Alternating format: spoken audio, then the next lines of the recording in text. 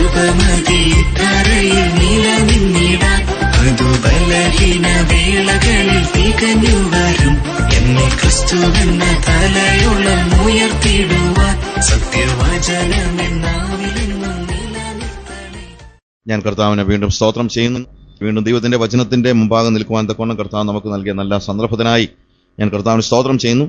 റോമാലേഖനം 12-ാം അധ്യായം 1-2 വാക്യങ്ങളെ അധികരിച്ചാണ് നമ്മൾ ദൈവത്തിന്റെ വചനത്തിൽ നിന്ന് കേൾക്കുന്നത്. സഹോദരന്മാരെ, ഞാൻ ദൈവത്തിന്റെ മനസ്സിനെ ഓർപ്പിച്ച് നിങ്ങളെ പ്രബോധിപ്പിക്കുന്ന നിങ്ങൾ ബുദ്ധിയുള്ള ആരാധനയായി നിങ്ങളുടെ ശരീരങ്ങളെ ജീവനും വിശുദ്ധിയും ദൈവത്തിന് പ്രസാദവുമുള്ള യാഗമായി സമർപ്പിപ്പിൻ എന്നുള്ള ഈ വാക്യത്തിന്റെ അടിസ്ഥാനത്തിലാണ് നമ്മൾ കാര്യങ്ങളെ പഠിക്കുന്നത്. 2 കൊരിന്ത്യർ 10-ാം അധ്യായം 4 മുതൽ 6 വരെയുള്ള വാക്യങ്ങളെ കുറിച്ച് നമ്മൾ പഠിച്ച കാര്യങ്ങൾ വളരെ ഫാസ്റ്റായിട്ടാണ് അത് പറഞ്ഞത് എന്ന്. അതുകൊണ്ട് ഒരു പക്ഷേ നമുക്കത് ഒന്നുകൂടെ മനസ്സിലാക്കേണ്ടത് ആവശ്യമാണ്. അവിടെ പൗലോസ് പറയുന്നത് ഈ മൈൻഡിന്റെ അല്ലെങ്കിൽ മനസ്സിന്റെ പ്രാധാന്യത്തെക്കുറിച്ചാണ്. അതുകൊണ്ടാണ് ആ ഭാഗം ഇതുമായിട്ട് ബന്ധപ്പെടുത്തിയിരിക്കുന്നത്. അതായത് മനസ്സ് പുതുക്കി രൂപാന്തരപ്പെടുവിൻ എന്ന് നമ്മൾ സംസാരിക്കുമ്പോൾ അവിടെ പ്രധാനമായിട്ടും മനസ്സ് എന്തുകൊണ്ട് പുതുക്കണം എന്നതിനെക്കുറിച്ച് വ്യക്തമാക്കേണ്ടതിന് വേണ്ടിയാണ് ഞാൻ ആ ഭാഗത്തെ എടുത്തത്. കാരണം മനസ്സിൽ ദൈവം എഴുതണമെങ്കിൽ മനസ്സിൽ ഇപ്പോഴുള്ള എഴുത്തെല്ലാം മായ്ച്ചു കളഞ്ഞെങ്കിലേ പറ്റുള്ളൂ. വൈറസ് കയറിയ ഒരു കമ്പ്യൂട്ടറിനകത്ത് പിന്നെ നമ്മൾ എന്തോ ടൈപ്പ് ചെയ്താലും സ്ക്രീനിൽ തെളിഞ്ഞു വരുന്നത് വേറെ വല്ലതുമായിരിക്കും എന്ന് പറയുന്നത് പോലെ വൈറസ് കയറിയ ഒരു മൈൻഡിൽ ദൈവത്തിന് അവന്റെ ഇഷ്ടം എഴുതാനായിട്ട് കഴിയത്തില്ല. അതുകൊണ്ട് പൗലോസ് പറയാണ്, ഞങ്ങളുടെ പോരിന്റെ ആയുധങ്ങൾ ജഡികങ്ങളല്ല, അതിന് കോട്ടകളെ ഇടിപ്പാൻ ശക്തിയുള്ളതാണ്. അവയാൽ ഞങ്ങൾ എല്ലാ ദൈവത്തിന്റെ പരിജ്ഞാനത്തിന് വിരോധമായി ഉയരുന്ന എല്ലാ സങ്കല്പങ്ങളെയും എല്ലാ ഉയർച്ചയെയും തകർക്കുക. അപ്പോൾ അവിടെ ഉപയോഗിച്ചിരിക്കുന്ന വാക്കുകൾ ഞാൻ പറഞ്ഞല്ലോ, സ്ട്രോങ് ഹോൾഡ്സ്. ആ സ്ട്രോങ് ഹോൾഡ് എന്ന് പറയുന്ന അല്ലെങ്കിൽ കോട്ട എന്ന് പറയുന്നത് പിശാചിന്റെ ഒളിവിടങ്ങൾ എന്ന നിലയിലാണ് പൗലോസ് അവിടെ പറയുന്നത്. ഞാൻ പറഞ്ഞല്ലോ, ഞങ്ങളുടെ പോരിന്റെ ആയുധങ്ങൾ ജഡികങ്ങളല്ല എന്ന് പറയുമ്പോൾ ഞങ്ങൾ പാവങ്ങളാ, ഞങ്ങൾക്ക് ആത്മാവിന്റെ ആയുധങ്ങളെ ഉള്ളൂ, ഞങ്ങൾക്ക് ജഡത്തിന്റെ ആയുധങ്ങളൊന്നും ഇല്ല എന്ന ഒരു സങ്കടത്തോടെ അല്ല. പ്രത്യുത ഞങ്ങളുടെ പോരിന്റെ ആയുധങ്ങൾ നിങ്ങൾ ഉപയോഗിച്ചതുപോലെ ജഡികങ്ങളൊന്നുമല്ല, അതിന് മൂർച്ചയുള്ളതാണ് എന്നാണ് പൗലോസ് പറയുന്നത്. നമ്മൾ പലപ്പോഴും ചിന്തിക്കുന്നത് നമ്മൾ പാവങ്ങളല്ലയോ, നമ്മൾ ഈ ജഡത്തിന്റെ ആയുധങ്ങളൊന്നും ഇല്ലാത്തത് കൊണ്ട് നമ്മൾ വളരെ പരിതാപകരമായ ഒരു സ്റ്റേജിലാണ് എന്നാണ് നമ്മൾ പലപ്പോഴും ചിന്തിക്കുന്നത്. അങ്ങനെയല്ല, ഞങ്ങളുടെ പോരിന്റെ ആയുധങ്ങൾക്ക് ശക്തിയുണ്ട്. അതിന്റെ അർത്ഥം എന്താണെന്ന് ചോദിച്ചു കഴിഞ്ഞാൽ, ജഡത്തിന്റെ ആയുധങ്ങൾ കൊണ്ട് ഇതിനെ പറിച്ചു കളയാൻ കഴിയത്തുമില്ലെന്നാണ്. അതായത് ആത്മാവ് അല്ലെങ്കിൽ മനസ്സിൽ പിശാച് കെട്ടിയിരിക്കുന്ന സ്ട്രോങ് ഹോൾസിനെ തകർത്ത് കളയാൻ ജഡത്തിന്റെ ആയുധങ്ങൾ കൊണ്ട് കഴിയത്തില്ല. പക്ഷെ ജഡത്തിന്റെ ആയുധങ്ങൾ ഉപയോഗിച്ച് ഇതിനെ നോക്കാൻ പരിശ്രമിക്കുന്ന ഒത്തിരി പേരുണ്ടായിരിക്കാം. പക്ഷെ അതൊരു പരാജയമാണെന്നാണ് പറയുന്നത്. ഓക്കെ, ഞാൻ അതിനെക്കുറിച്ച് പിന്നീട് പറയാം. അപ്പോൾ ഈ ഫോർട്ടിഫൈഡ് ഡ്വെല്ലിംഗ് പ്ലേസ് എന്ന നിലയിലാണ് സ്ട്രോങ് ഹോൾഡിനെ ഉപയോഗിച്ചിരിക്കുന്നത്, ഒരു ഹൈഡിങ് പ്ലേസ്. ഞാൻ പറഞ്ഞല്ലോ, കാർഗിലും മറ്റും പാക് പടയാളികൾ അവര് കല്ലിന് മറഞ്ഞിരുന്നുകൊണ്ട് അല്ലെങ്കിൽ പാറയ്ക്ക് മറഞ്ഞിരുന്നുകൊണ്ട് വെടിവെക്കുന്നത് പോലെ പിശാച് നമുക്ക് ദൃശ്യമല്ലാത്ത നിലയിൽ നമ്മെ മറഞ്ഞിരുന്ന് ആക്രമിക്കുന്നതായ ഒരു സ്റ്റേജ്. അവിശ്വാസിയുടെ മനസ്സിൽ പിശാച് കയറിയിരിക്കുന്നത് സിംഹാസനത്തിൽ തന്നെയാണ്. ഈ കാലഗതി അനുസരിച്ച് പോകുന്ന ജനങ്ങൾ ആർക്കടിമകളായിരുന്നു എന്നാണ് പറയുന്നത്. ഇപ്പോൾ അനുസരണക്കേടിന്റെ മക്കളിൽ വ്യാപരിക്കുന്ന ആത്മാവിനും ആകാശത്തിന്റെ അധിപതിയായവനും അടിമയായിരുന്നു എന്നാണ് കാലഗതി അനുസരിച്ചിരുന്നവൻ. അപ്പോൾ അവൻ സിംഹാസനത്തിൽ ഇരുന്നുകൊണ്ട് അവൻ നമ്മുടെ സകല വിചാരങ്ങളെയും അവൻ പിടിച്ചടക്കി.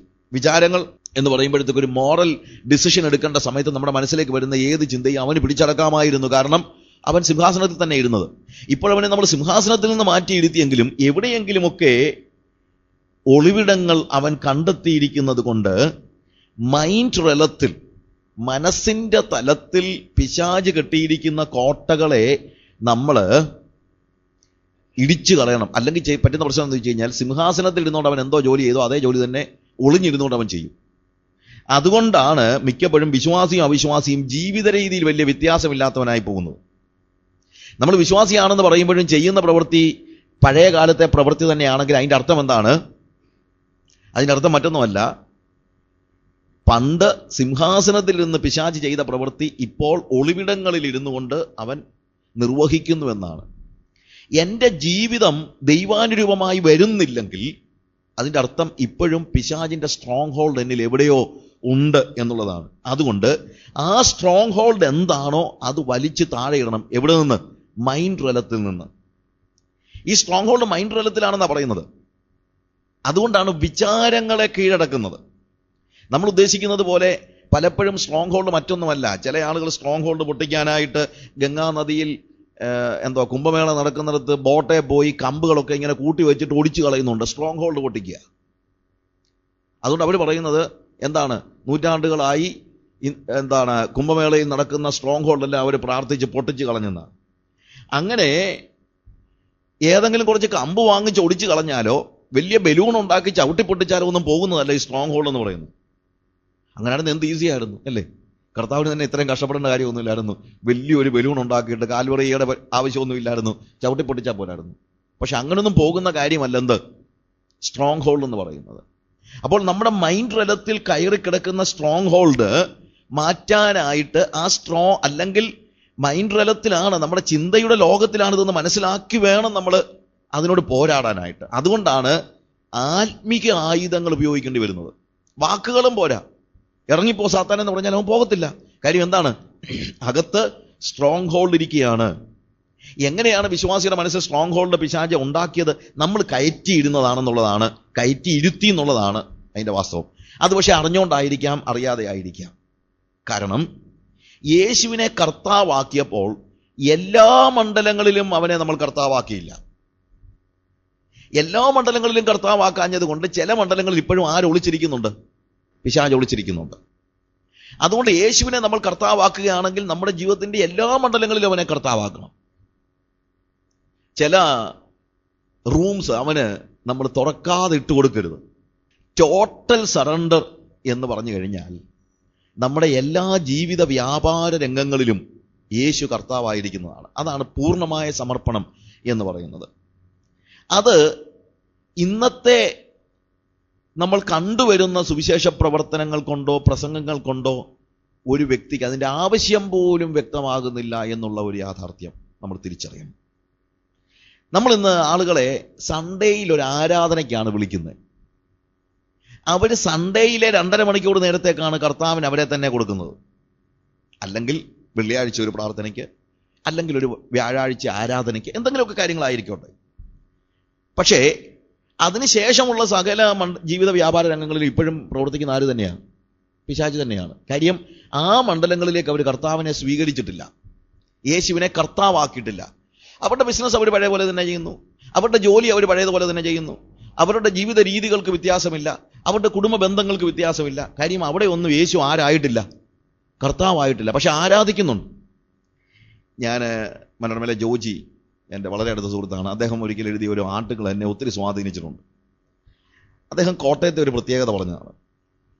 കോട്ടയത്ത് പണ്ട് കച്ചവടക്കാർ ഒത്തിരി ഉണ്ടല്ലോ, സാധാരണ രീതിയിൽ കച്ചവടക്കാർ ചെയ്യുന്ന കാര്യങ്ങൾ എന്തൊക്കെയാണെന്നുള്ള അദ്ദേഹം അതിനകത്ത് എഴുതിയിട്ടുണ്ട്. കടയിൽ ചെന്ന് കഴിഞ്ഞാൽ തൊഴിലാളികളെ ചീത്ത വിളിക്കും, 2 കണക്കെഴുതും, ടാക്സ് വെട്ടിക്കും, ഇൻകം ടാക്സ് വെട്ടിക്കും, സെയിൽ ടാക്സും വെട്ടിക്കും, പിന്നെ വരുന്ന കസ്റ്റമേഴ്സിനെയൊക്കെ എന്തെങ്കിലുമൊക്കെ പറഞ്ഞ് കളിപ്പിക്കും, എല്ലാ കാര്യങ്ങളും ചെയ്യും. വൈകുന്നേരം ആകുമ്പോൾ എല്ലാവർക്കും ഏതെങ്കിലും ഒരു ക്ലബിൽ മെമ്പർഷിപ്പ് ഉണ്ട്. ഓരോരുത്തരും താന്താൻ്റെ നിലയിൽ അത്രയെന്ന് പറയുന്ന പോലെ 25,000 രൂപ മുതൽ 2,00,000 രൂപ വരെ വാർഷിക ഫീസ് കൊടുക്കേണ്ടതായ ഏതെങ്കിലും ക്ലബിൽ മെമ്പർഷിപ്പ് ഉണ്ട്. അവിടെ പോകും, 2 പെഗ് വീശും, വഴക്കുണ്ടാക്കും. അവിടെ വെച്ച് വഴക്കുണ്ടാക്കുന്നത് നല്ല സ്ട്രോങ് ആയിട്ടുള്ള ആൾക്കാരോടാണെങ്കിൽ തിരിച്ച് ഒന്നും ചെയ്യാൻ പറ്റത്തില്ല. തിരിച്ച് വന്ന് വീട്ടിൽ വന്നിട്ട് പെണ്ണുമ്പിള്ളയുമായിട്ട് വഴക്കുണ്ടാക്കും. അവിടെ ചെന്ന് ഫ്രിഡ്ജ് തുറന്ന് പിന്നെ ഒരു 2 പെഗ് കൂടെ വീശും, ഓഫായിട്ട് കിടന്നുറങ്ങും. രാവിലെ എണീക്കും, കുളിക്കും, ഒരുങ്ങി സിംപ്ലനായിട്ട്, പുറമേ എല്ലാം നല്ല സിംപ്ലനായിട്ട് നേരെ കടയിൽ ചെല്ലും, തൊഴിലാളികളെ ചീത്ത വിളിക്കും, ടാക്സ് വെട്ടിക്കും, എല്ലാ കാര്യങ്ങളും ചെയ്യും. അങ്ങനെ ഇരിക്കുന്ന കൂട്ടത്തിൽ കഴിഞ്ഞ കുറച്ച് നാളായിട്ട് കോട്ടയത്ത് വലിയൊരു വ്യത്യാസമുണ്ട്. വ്യത്യാസം എന്ന് പറഞ്ഞു കഴിഞ്ഞാൽ വൈകുന്നേരം നേരെ ക്ലബിൽ പോകുന്നതിന് പകരം വീട്ടിൽ പോയി പെണ്ണുപിള്ളേയും കൂട്ടി ഏതെങ്കിലും ഒരു സ്ഥലത്ത് ആരാധനയ്ക്ക് പോവുകയാണ്. അപ്പോൾ ആരാധന കഴിഞ്ഞ് വീട്ടിൽ വന്നു കഴിഞ്ഞിട്ട് കൈ കോർത്തിരുന്ന് പ്രാർത്ഥിക്കും ബിസിനസിന്റെ അനുഗ്രഹത്തിന് വേണ്ടി. പിറ്റേ ദിവസം രാവിലെ വീണ്ടും എഴുന്നേൽക്കും. രാവിലെ തന്നെ എഴുന്നേറ്റ് 2 പേരും ഒരുമിച്ച് ബിസിനസിന്റെ മേൽ വ്യാപരിക്കുന്ന എല്ലാ അന്ധകാര ശക്തികളെയും ശാസിച്ച് ബന്ധനങ്ങളെല്ലാം പൊട്ടിച്ച് പ്രാർത്ഥിക്കും. കടയിൽ ചെല്ലും. കടയിൽ ചെന്ന് കഴിഞ്ഞിട്ട് തൊഴിലാളികളെ ചീത്ത വിളിക്കും, കള്ളക്കണക്കെഴുതും, ടാക്സ് വെട്ടിക്കും, എല്ലാ കാര്യങ്ങളും അതുപോലെ തന്നെ ചെയ്യും. വൈകുന്നേരം ക്ലബിൽ പോകുന്നതിന് പകരം എങ്ങോട്ട് പോകുന്നു? ആരാധനയ്ക്ക് പോകുന്നു. നമ്മൾ ചിന്തിക്കുന്നത് ഈ ആരാധനയ്ക്കകത്ത് ബാക്കിയൊക്കെ അങ്ങ് മുക്കിക്കളയാമെന്നാണ്. അങ്ങനെ ആരാധനയ്ക്കകത്ത് നമ്മുടെ പാപങ്ങളൊന്നും മുക്കിക്കളയാൻ പറ്റത്തില്ല.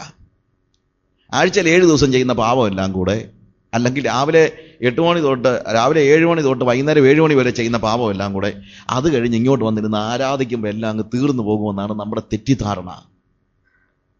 അതൊരിക്കലും നടക്കത്തില്ല. അത് ഐസ് ക്യൂബ്സ് വെള്ളത്തിലിട്ടിട്ട് സ്ട്രോ കൊണ്ടൊന്ന് കുത്തിപ്പിടിച്ചേ, സ്ട്രോ മാറ്റി കഴിഞ്ഞാൽ ഇവൻ നേരെ മുകളിലോട്ട് വരും. ഇതുപോലെ ഉള്ളൂ ആരാധനയിൽ നമ്മുടെ പാപങ്ങളൊക്കെ മുക്കിക്കളയാൻ നോക്കുന്നത്. അത് നടക്കത്തില്ല. അതുകൊണ്ട് ആരാധിക്കാൻ വരുമ്പോൾ യേശുവിനെ കർത്താവാക്കിയാൽ പോരാ, നമ്മുടെ ഭവനത്തിൽ അവൻ കർത്താവായിരിക്കണം, ബെഡ്റൂമിൽ അവൻ കർത്താവായിരിക്കണം, ഡൈനിങ് റൂമിൽ അവൻ കർത്താവായിരിക്കണം, അയൽവക്കക്കാരനുമായുള്ള ബന്ധത്തിൽ കർത്താവായിരിക്കണം, വീട്ടുകാരുമായിട്ടുള്ള ബന്ധത്തിൽ കർത്താവായിരിക്കണം, ബിസിനസ്സിൽ കർത്താവായിരിക്കണം, കണക്കെഴുതുന്നതിൽ കർത്താവായിരിക്കണം, ധനകാര്യങ്ങളിലും ജഡികമായ ഇഷ്ടങ്ങളോ താല്പര്യങ്ങളോ ഇല്ലാതെ യേശുവിനെ സകല മണ്ഡലങ്ങളിലും കർത്താവാക്കുന്നില്ലെങ്കിൽ നമ്മൾ തന്നെയാണ് അവന് സ്ട്രോങ് ഹോൾഡ് ഒരുക്കി കൊടുത്തിരിക്കുന്നത്. അതുകൊണ്ട് ദൈവത്തെ അവന്റെ ഇഷ്ടം എഴുതാനായിട്ട് നമ്മുടെ മനസ്സ് തുറന്നു കൊടുക്കുകയാണെങ്കിൽ എല്ലാ സ്ട്രോങ് ഹോൾസിനെയും വലിച്ച് താഴെ ഇറക്കിയാലേ പറ്റൂ. ഒരു മുറി പോലും പിശാചിന് കൊടുക്കാത്തവന് മാത്രമേ ദൈവത്തിന്റെ ഹിതം എന്താണെന്ന് ചോദിക്കാൻ അവകാശമുള്ളൂ. അല്ലെ കർത്താവ് പറയും, ഞാൻ എവിടെയാണ് എഴുതേണ്ടത്? ഞാൻ എഴുതുന്നതിനെ മുഴുവൻ എന്ത് ചെയ്യുന്നു? പിശാച് പിടിച്ചടക്കുകയാണ്. ഞാനിതിൽ പറഞ്ഞ അതുകൊണ്ടാണ് ഒന്നുകൂടെ വിശദീകരിക്കണമെന്ന് ഞാൻ ചിന്തിച്ചത്. സാത്താന്റെ പ്രവർത്തന കേന്ദ്രം നമ്മുടെ മനസ്സാണ്. എന്നാൽ നമ്മൾ ചിന്തിക്കുന്നത് വസ്തുക്കളിലാണെന്നാണ് സാത്താൻ പ്രവർത്തിക്കുന്നത്. സാത്താൻ യഥാർത്ഥത്തിൽ പ്രവർത്തിക്കുന്നത് മൈൻഡ് തലത്തിലാണ്. സ്ട്രോങ് ഹോൾഡ് എന്ന് പറയുന്നത് നമ്മുടെ വസ്തുവിന്റെ മൂലെ കുഴിച്ചിടുന്ന കൂടോത്രത്തിലൊന്നും അല്ല സ്ട്രോങ് ഹോൾഡ് ഇരിക്കുന്നത്. എന്തിനാ അവിടം വരെ പോകുന്നത്? നമ്മുടെ മൈൻഡിൽ ഇരിപ്പുണ്ടല്ലോ, അവിടെ ഇരിക്കുന്നത് ആദ്യം കള, അത് കഴിഞ്ഞിട്ടാണ് ബാക്കിയുള്ളതൊക്കെ. അമ്പലത്തെ നോക്കി ശാസിച്ചത് കൊണ്ടൊന്നും കാര്യങ്ങൾ നടക്കത്തൊന്നുമില്ല. മൈൻഡ് തലത്തിൽ നിന്ന് പിശാചിനെ ഇറക്കി വിടാതെ ഏത് അമ്പലത്തെ ശാസിച്ചാലും ഒരു ഗുണവും ഉണ്ടാകത്തില്ല. നിങ്ങളെന്താ ചിന്തിക്കുന്നത്? മന്ത്രം ചൊല്ലുന്നത് പോലെയാണ് ശാസന എന്നാണോ? ഹിന്ദുക്കളും ബുദ്ധിസ്റ്റുകളും ചിന്തിക്കുന്നത് പോലെയാണ് പ്രാർത്ഥന എന്നാണോ നിങ്ങൾ ചിന്തിച്ചിരിക്കുന്നത്? ഇതുകൊണ്ടൊക്കെ ആരെ കളിപ്പിക്കാനാണ് നോക്കുന്നത്? ദൈവം ഇതൊന്നും കണ്ട് നിങ്ങളുടെ മറ്റു മതങ്ങളിൽ കാണിക്കുന്ന കോപ്രായങ്ങളൊക്കെ നമ്മൾ കാണിച്ചുകൊണ്ടൊന്നും ദൈവം ഒരിക്കലും മാറിപ്പോകും നിങ്ങൾ ചിന്തിക്കരുത്. അതുകൊണ്ട് സ്ട്രോങ് ഹോൾഡ്സ് എന്ന് പറയുന്നത് നമ്മുടെ മൈൻഡ് തലത്തിലാണെന്ന് നമ്മൾ മനസ്സിലാക്കണം. ആ സ്ട്രോങ് ഹോൾഡിനെ നമ്മൾ തിരിച്ചറിയണം. എവിടെയാണ്, ഏത് മണ്ഡലത്തിലാണ് പിശാചിനെ നമ്മൾ ഇറക്കി വിടാതിരുന്നതെന്ന് നോക്കണം. ഞാൻ പറഞ്ഞല്ലോ, യേശുവിനെ നമ്മൾ കർത്താവാക്കുമ്പോൾ നമ്മുടെ ജീവിതത്തിന്റെ സകല വ്യാപാര മണ്ഡലങ്ങളിലും അവനെ കർത്താവാക്കിയാലേ പറ്റുള്ളൂ. അതിനകത്ത് ചില സ്ഥലങ്ങൾ അവനെ ഇറക്കി വിട്ടിട്ടില്ലെങ്കിൽ അത് ഇന്ന് ഇറക്കി വിടണം. നമ്മുടെ മണി മാറ്റേഴ്സിലാണെങ്കിൽ, നമ്മളുടെ പണപരമായ ഇടപാടുകളിൽ പിശാചിനെ കൂട്ടുപിടിച്ചിട്ടുണ്ടെങ്കിൽ നിങ്ങൾ പിന്നെ വന്നിരുന്ന് പ്രാർത്ഥിച്ചിട്ട് ഒരു കാര്യവുമില്ല. കാരണം അവൻ നിങ്ങളുടെ ചിന്തകളെ പിടിച്ചടക്കാനായിട്ട് അവനൊരു സ്ട്രോങ് ഹോൾഡ് നിങ്ങൾ പണിത് കൊടുത്തിരിക്കുകയാണ്. നിങ്ങളുടെ ബിസിനസ്സിലാണെങ്കിൽ ആ ബിസിനസ്സിനകത്ത് നിങ്ങൾ പിശാചിനെ കയറ്റിയിട്ടുണ്ടെങ്കിൽ അവനെ ഇറക്കി വിടാത്തിടത്തോളം കാലം ദൈവത്തിന് നിങ്ങളുടെ ജീവിതത്തെ രൂപാന്തരപ്പെടുത്താൻ കഴിയത്തില്ല. നിങ്ങൾക്ക് വന്നിരുന്ന് ആരാധിക്കാൻ പറ്റിയേക്കും, പക്ഷെ നിങ്ങളുടെ ജീവിതത്തിന് രൂപാന്തരം ഉണ്ടാകത്തില്ല. അതുകൊണ്ടാണ് ഞാൻ പറഞ്ഞത്, രക്ഷിക്കപ്പെടാത്തവനും രക്ഷിക്കപ്പെട്ടെന്ന് പറയുന്നവനും തമ്മിൽ ജീവിതത്തിൽ വ്യത്യാസമൊന്നുമില്ലെങ്കിൽ അതിന്റെ അർത്ഥം അവനിൽ പിശാചിന്റെ സ്ട്രോങ് ഹോൾഡ് രൂഢമൂലമാണെന്നുള്ളതാണ്. നിങ്ങളുടെ കൂട്ടുകെട്ടുകളിൽ പിശാചിന്റെ ഇടപെടലുകൾ ഉണ്ടെങ്കിൽ, നിങ്ങളുടെ നോട്ടത്തിൽ your lust of the eyes, the lust of your flesh, the pride of life, നിങ്ങളുടെ ജഡമോഹം, കൺമോഹം, ജീവനത്തിന്റെ പ്രതാപം, ഇതിലേതെങ്കിലും ഒന്നിൽ നിങ്ങൾ ഇപ്പോഴും കുടുങ്ങിക്കിടക്കുന്നുവെങ്കിൽ എന്താണ്? നിങ്ങൾ പിശാചിന് ഒരു സ്ട്രോങ് ഹോൾഡ് പണിതിട്ടിരിക്കുകയാണ്. അതുകൊണ്ട് നിങ്ങളുടെ മനസ്സിലേക്ക് കർത്താവ് ഇറങ്ങി വരാൻ, അല്ലെങ്കിൽ കർത്താവ് അവന്റെ ഇഷ്ടം എഴുതാനായിട്ട് ഉദ്ദേശിക്കുമ്പോൾ അത് ഇവിടെ വരുന്നതിന് മുമ്പ് തന്നെ വൈറസ് പിടിക്കുകയാണ്. ഇല്ലേ? ടെലിവിഷൻ, ഇന്റർനെറ്റ്, ഫാമിലി ലൈഫ് എല്ലാം നോക്കണം. എത്ര വിശ്വസ്തയോടുകൂടെ ദൈവം ഫാമിലി ലൈഫിനെ കുറിച്ച് ഉദ്ദേശിക്കുന്നു. ആ വിശ്വസ്തതയ്ക്ക് മാറ്റം വരുത്തിയിട്ട് നമ്മൾ ഇവിടെ ഇരുന്ന് ഉപവാസം എടുത്തിട്ട് കാര്യമൊന്നുമില്ല. ഏത് വ്യാപാര മണ്ഡലങ്ങളിലും പിശാച് എവിടെയെങ്കിലും കയറിയിട്ടുണ്ടെങ്കിൽ, നമുക്ക് പണത്തോടുള്ള ആഗ്രഹത്തിൽ കയറിയിട്ടുണ്ടെങ്കിൽ, അധികാരത്തോടുള്ള മോഹത്തിൽ കയറിയിട്ടുണ്ടെങ്കിൽ, ഏതിലാണെങ്കിലും പിശാചിനെ ഇറക്കി വിടണം. അവന്റെ സ്ട്രോങ് ഹോൾഡ് വലിച്ചിറക്കി കളയണം. എല്ലാ മുറിയിലും അവൻ കയറിയിരിക്കുന്ന ഓരോ മുറിയിൽ നിന്നും നിങ്ങൾ തന്നെ നോക്കി, കാര്യം നിങ്ങളെ ഇരുത്തിയിരിക്കുന്നത്, നിങ്ങൾ നോക്കണം എവിടെയാണ് ഞാൻ പിശാചിനെ കുടിയിരുത്തിയിരിക്കുന്നെന്ന്. അത് നോക്കി അവനെ അവിടെ നിന്ന് വലിച്ചിറക്കിയിട്ട് യേശുവിനെ അവിടെ കയറ്റി ഇരുത്തിയാലേ പറ്റൂ. എങ്കിലേ അവന്റെ ഇഷ്ടം നമ്മിലേക്ക് എഴുതുവാനായിട്ട് കഴിയത്തുള്ളൂ. ഹല്ലേലൂയ. അല്ലാതെ നമ്മൾ എത്ര പ്രാർത്ഥിച്ചാലും നിന്റെ ഇഷ്ടം ചെയ്യാൻ എനിക്ക് ആഗ്രഹമുണ്ട് കർത്താവേ എന്ന് എത്ര പ്രാർത്ഥിച്ചാലും നിന്റെ ഇഷ്ടം വെളിപ്പെടുത്തണേ എന്ന് പറഞ്ഞിട്ട് ഒരു കാര്യമില്ല. വെളിപ്പെടുത്തിയാലും നിനക്ക് പ്രയോജനം ഉണ്ടാകത്തില്ല. കാര്യം പിശാച് എന്ത് ചെയ്യും? ദൈവം എഴുതുന്നതിനെ പിശാച് പിടിച്ചെടുക്കുമെന്നുള്ളതാണ്. സ്ട്രോങ് ഹോൾഡിൽ ഇരുന്നുകൊണ്ട് അവൻ ഉപയോഗിക്കുന്ന 2 ആയുധങ്ങളാണ് താഴെ കാണുന്നത്. ഒന്ന് ആർഗ്യുമെന്റ്സ്, സങ്കല്പങ്ങൾ എന്നാണ് അവിടെ പറഞ്ഞിരിക്കുന്നത്. പക്ഷേ വാദങ്ങൾ എന്ന് പറയുന്നതാണ് കുറെ കൂടെ ശരി. ആർഗ്യുമെന്റ്സ് സ്വാഭാവികമായി തന്നെ ആർഗ്യുമെന്റ് എന്ന് പറയുന്ന ഒരു നല്ല ഗുണമല്ല. ഞാൻ പലപ്പോഴും ആലോചിച്ചിട്ടുണ്ട്, ഈ വാദങ്ങളില്ലായിരുന്നെങ്കിൽ വഴക്കുണ്ടാകുമായിരുന്നോ? നമ്മൾ എന്തുകൊണ്ടാണ് നമ്മുടെ സഭയിൽ വഴക്കുണ്ടാകുന്നത്?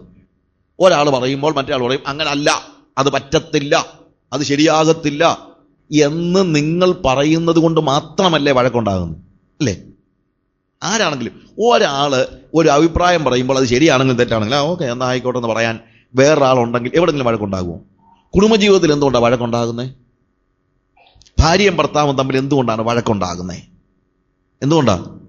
വാദമുള്ളത് കൊണ്ടാണ്.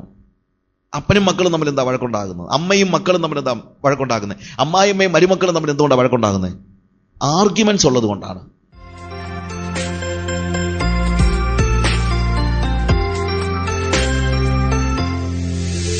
എന്റെ കർത്താവിൻ വിശ്വസ്തത എത്ര വലുത്, അതിനൽപ്പം പോലും മാറ്റമില്ലല്ലോ.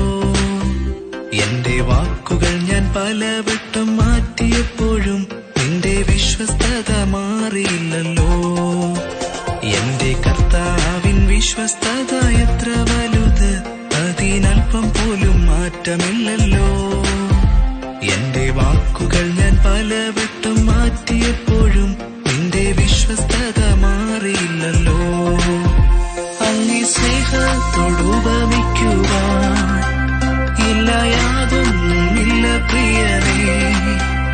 ഈ സ്നേഹബന്ധത്തെ അകറ്റാൻ എല്ലാവർക്കും സാധ്യമല്ല. അങ്ങേ കൃപ മതി തറയിൽ നിലനിന്നിടാൻ, അതു ബലഹീന വേളകളിൽ തികഞ്ഞു വരും. എന്നെ ക്രിസ്തുവെന്ന തലയോളം ഉയർത്തിടുവാൻ സത്യവചനമെന്നാവിലെന്നും നിലനിർത്തണേ. അങ്ങേ കൃപ മതി തറയിൽ നിലനിന്നിടാൻ, അതു ബലഹീന വേളകളിൽ തികഞ്ഞു വരും. എന്നെ ക്രിസ്തുവെന്ന തലയോളം ഉയർത്തിടുവാൻ സത്യവചനമെന്നാവിലെന്നും നിലനിർത്തണേ.